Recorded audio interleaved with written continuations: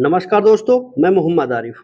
आज के हम इस वीडियो में चर्चा करेंगे कि इंडियन पॉलिटी और भारतीय संविधान को पढ़ते समय जो टर्मिनोलॉजी शब्दावलियाँ हर पेज में आपको देखने को मिलती हैं, उनका हम विस्तार से चर्चा करेंगे। लेकिन आपको पूरा वीडियो देखना पड़ेगा, ये वादा करिए। बिना इन टर्मिनोलॉजी को समझे अगर आपको पॉलिटी समझ में आ जाए, तो ये अतिशयोक्ति होगी। चलो हम स्टार्ट करते हैं। पहला हमारा टर्मिनोलॉजी है पॉलिटी। इसको हिंदी में हम राजतंत्र बोलते हैं। लेकिन पॉलिटी को समझने पहले या पॉलिटिक्स को समझने से पहले या फिर हम कहें पॉलिटिकल साइंस को समझने से पहले, इससे पहले हमें कुछ और शब्दावलियाँ हैं, उनको समझ लेना है। जैसे राज्य। राज्य एक ऐसा निकाय होता है जिसके 4 कंपोनेंट होते हैं। फर्स्ट है टेरिटरी, क्षेत्र।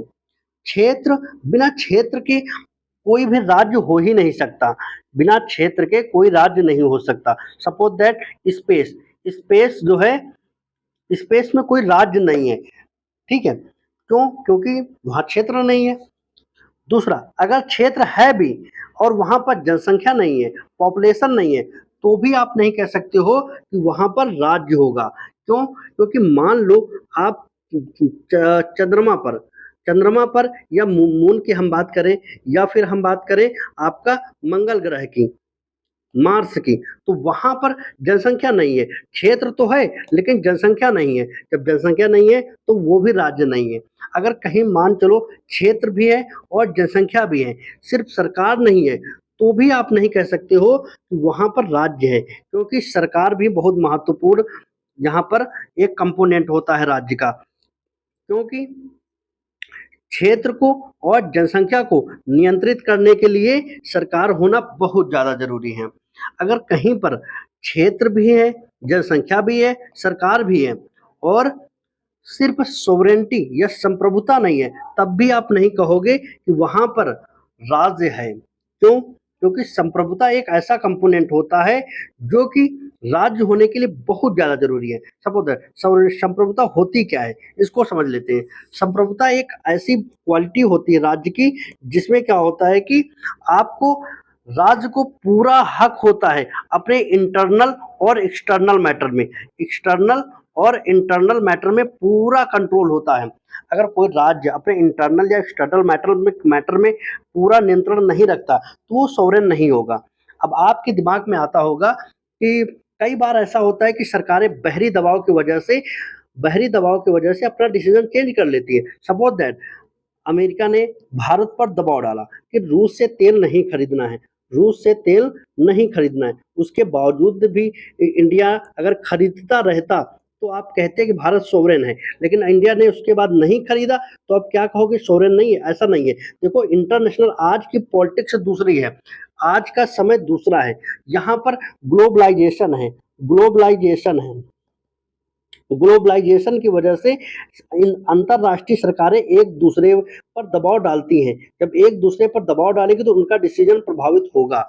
तो इसलिए आज की गवर्नमेंट क्या होता है कि दूसरी सरकारों का कहना तो मान लेती हैं, लेकिन बेस्ड ऑन सेल्फ इंटरेस्ट, अपने खुद के इंटरेस्ट के आधार पर, खुद के इंटरेस्ट के आधार पर ही ये मानती हैं।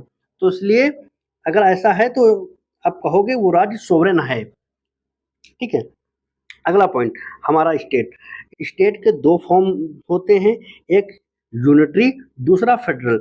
एकात्मक और संघीय। देखो, एकात्मक क्या होता है? यहाँ पर एक यूनियन गवर्नमेंट या सेंट्रल गवर्नमेंट होती है। सेंट्रल गवर्नमेंट होती है जो कि वही पूरे काम संभालती है और अपनी सुविधा के लिए ये पावर को ट्रांसफर कर देती है प्रोविंसेस को या क्षेत्रीय क्षेत्रीय सरकारों को। क्षेत्रीय सरकारों को ट्रांसफर कर देती है अपनी सुविधा के लिए। जब चाहे उससे पावर छीन भी सकती हैं। और ऐसे राज्य कौन-कौन से हैं? आप जापान का नाम ले सकते हो, फ्रांस ले सकते हो, यूनाइटेड किंगडम का नाम ले सकते हो। और संघीय राज्य फेडरल स्टेट। फेडरल स्टेट वो स्टेट होते हैं जहां पर लिखित रूप में पावर यूनियन और स्टेट के बीच में बटा होता है। स्टेट और यूनियन के बीच में बटा होता है, या फिर हम कहें प्रोविंसेस के बीच में, क्षेत्रीय सरकारों के बीच में सत्ता बटी होती है और ये कॉन्स्टिट्यूशनली लिखित रूप में बटी होती हैं। ऐसा राज्य है यूएसए। आप इंडिया को भी कह सकते हो, लेकिन इंडिया को कई जो है पॉलिटिकल साइंटिस्ट जो है सेमी फेडरल मानते हैं, इंडिया को है सेमी फेडरल मानते हैं। डेमोक्रेसी एक ऐसा सरकार का रूप होता है जिसमें जनता या पीपुल लोग खुद जो हैं अपनी सरकार को इलेक्ट करते हैं, अपनी गवर्नमेंट को इलेक्ट करते हैं, और ये जो इलेक्टेड सरकार होती है अपने लोगों के प्रति जवाबदेह होती है, अकाउंटेबल होती है, ठीक है। तो ऐसे सरकार से ऐसे क्षेत्र को या फिर ऐसी सरकार को हम लोकतांत्रिक सरकार या लोकतांत्रिक राज्य बोलते हैं, ऐसे क्षेत्र को, ऐसे राष्ट्र को, ठीक है। अगर अगला पॉइंट है हमारा मोनार्की। मोनार्की क्या होता है? देखो, मोनार्की आपको समझ में आ गया होगा, राजतंत्र जहां पर शासन राजा या रानी द्वारा चलाया जा रहा हो, जहां पर हेड ऑफ स्टेट जो है यानी राज्य का मुखिया, यानी कि अपने यहाँ जैसे कि राष्ट्रपति हैं, वहां पर क्या होता है, कोई मोनार्क या राजा या रानी होता है, उसे वहां पर मोनार्की या राजतंत्र सिस्टम कहा जाता है। अगला पॉइंट है हमारा रिपब्लिक। रिपब्लिक क्या होता है? रिपब्लिक भी एक ऐसा फॉर्म ऑफ गवर्नमेंट होता है जहां पर क्या होता है, हेड ऑफ स्टेट जहां पर head of state should be elected, head of state should be elected होना चाहिए, यानी राज्य का मुखिया, यानी कि अपने यहाँ जैसे कि प्रेसिडेंट या राष्ट्र का मुखिया निर्वाचित होना चाहिए, इलेक्टेड होना चाहिए, चाहे वो डायरेक्ट इलेक्शन द्वारा हो चाहे इनडायरेक्ट इलेक्शन द्वारा हो, बस निर्वाचित होना चाहिए, उसको हम गणतंत्र बोलेंगे। और इसके साथ और भी क्वालिटी होती है गणतंत्र की, जैसे कि there should be no privileged class, कोई प्रिविलेज्ड क्लास नहीं होनी चाहिए। रिपब्लिक सिस्टम को हम समझा रहे थे कि रिपब्लिक सिस्टम का दूसरा सबसे इम्पोर्टेंट पॉइंट होता है कि वहां पर कोई भी प्रिविलेज्ड क्लास नहीं होना चाहिए, यानी कि कोई विशेष अधिकारों वाला समुदाय प्रिविलेज्ड समुदाय नहीं होना चाहिए। सपोज दैट कि कोई ऐसा समुदाय है जिसको विशेष अधिकार दिए गए हैं ऑफिस में या फिर कहीं पर, तो वो राज्य रिपब्लिक नहीं हो सकता। जैसे इंडिया के केस में एससी और एसटी को जो अधिकार दिए गए हैं वो प्रिविलेज की वजह से नहीं है, वो मार्जिनलाइजेशन से बचाने के लिए दिए गए हैं। मार्जिनलाइजेशन यानी कि हाशियाकरण से बचाने के लिए दिए गए हैं। तो यहाँ पर इंडिया एक रिपब्लिक है, ठीक है, इंडिया क्या है, एक रिपब्लिक है। अगला हमारा पॉइंट है सोवरेंटी, जो कि मैंने आपको समझा दिया है, सोवरेंटी शब्द हमने आपको समझा दिया है। अगला हमारा पॉइंट है सिटीजनशिप। सिटीजनशिप क्या होती है?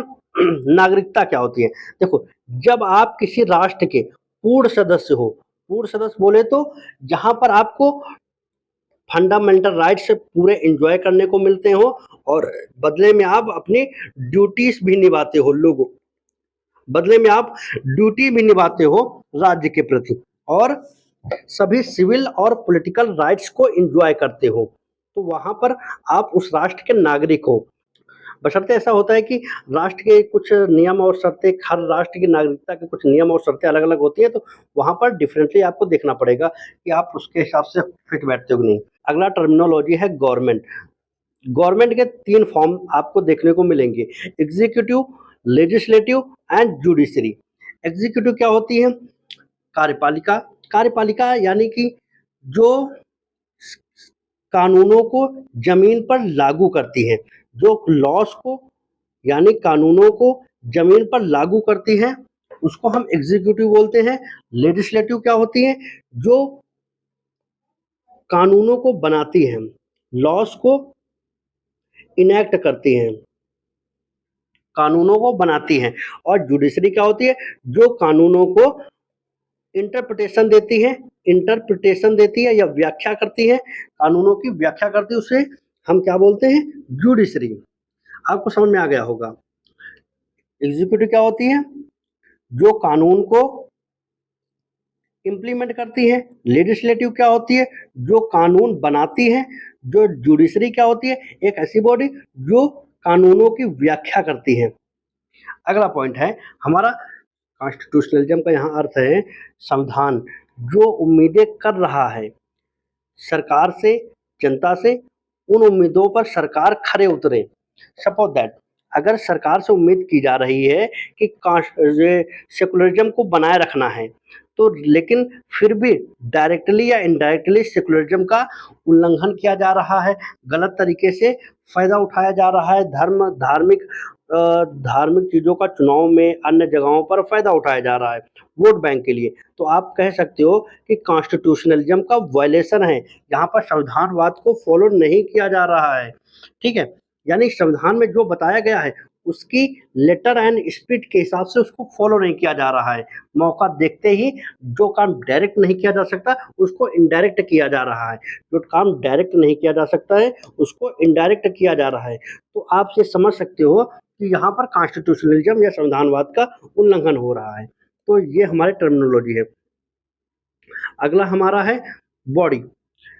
जैसे कि आपने कई बार देखा होगा कि कुछ बॉडियाँ न्यूज़ में रहती हैं, जिनको एग्ज़ीक्यूटिव, स्टैट्यूटरी बॉडी या कॉन्स्टिट्यूशनल बॉडी या ऑटोनॉमस बॉडी के रूप में हम जानते हैं। तो अब हम एक-एक करके समझते हैं, एग्ज़ीक्यूटिव बॉडी क्या होती हैं, स्टैट्यूटरी बॉडी क्या होती है। एग्ज़ीक्यूटिव बॉडी वो बॉडीज़ होती हैं, जिन्हें कार्यपालिका द्वारा डायरेक्टली बिना किसी जो है कानून के बना दिया जाए, बिना किसी कानून के कोई ऐसी संस्था बना दी जाए, तो उसको हम एग्ज़ीक्यूटिव बॉडी बोलते हैं। सपोज़ दैट नीति आयोग, नीति आयोग नीति आयोग क्या है? एक एग्ज़ीक्यूटिव बॉडी है। इसे किसी सरकार के कानून द्वारा या फिर कॉन्स्टिट्यूशन द्वारा नहीं बनाया गया है, इसलिए ये एक एग्ज़ीक्यूटिव बॉडी है। स्टैट्यूटरी बॉडी क्या होती हैं? स्टैट्यूटरी बॉडी वो बॉडीज़ होती हैं जो लॉ द्वारा बनाई जाती हैं, जो कानून द्वारा बनाई जाती है, किसी एक्ट के द्वारा बनाई जाती हैं। कॉन्स्टिट्यूशनल बॉडी की हम बात कर लेते हैं। कॉन्स्टिट्यूशनल बॉडी क्या होती हैं? कॉन्स्टिट्यूशनल वो बॉडीज़ होती हैं जिनका मेंशन जिनका मेंशन संविधान में दिया गया हो, जैसे कि फाइनेंस कमीशन। फाइनेंस कमीशन एक कॉन्स्टिट्यूशनल बॉडी है, ठीक है? और यूपीएससी की हम बात करें, यूपीएससी भी जो है एक कॉन्स्टिट्यूशनल बॉडी है। इसी तरह से स्टैट्यूटरी बॉडी का हम एग्जांपल लें जो कानून द्वारा बनाई गई हो, जैसे कि IRDA, insurance regulatory development authority of India, ठीक है? Insurance regulatory development authority of India, IRDA हो गया, या फिर अन्य कोई बॉडी जो है किसी कानून द्वारा बनाई गई है, जैसे कि ह्यूमन राइट्स कमीशन, वो एक स्टैट्यूटरी बॉडी है, ठीक है? ऑटोनोमस बॉडी क्या होती है? ऐसी बॉडी जो स्वायत्त हों, यानी स्वायत्त निकाय जिनको थोड़ी स्वतंत्रता दी जाए काम करने की, उनको हम ऑटोनोमस बॉडी बोल दिया जाता है। जैसे कि ऑटोनोमस बॉडी जो होती है कॉन्स्टिट्यूशनल या स्टैट्यूटरी या एग्जीक्यूटिव भी हो सकती हैं। एग्जीक्यूटिव बॉडी जिसको काम करने में काफ़ी ज़्यादा स्वतंत्रता होती है, उसको हम ऑटोनोमस बॉडी बोल सकते हैं। स्टैट्यूटरी बॉडी को भी हम ऑटोनोमस बॉडी बोल सकते हैं। जैसे एक नीति आयोग है, नीति आयोग एक आपकी ऑटोनोमस बॉडी है। नीति आयोग आपका एक ऑटोनोमस बॉडी है। ये हमारी टर्मिनोलॉजी समाप्त होती है और मैं होप करता हूँ आपको ये वीडियो समझ में आया होगा। अभी हम छोटे वीडियो बना रहे हैं, जैसे आपका प्यार और सपोर्ट मिलेगा वैसे हम लॉन्ग वीडियो भी बनाना चालू कर देंगे।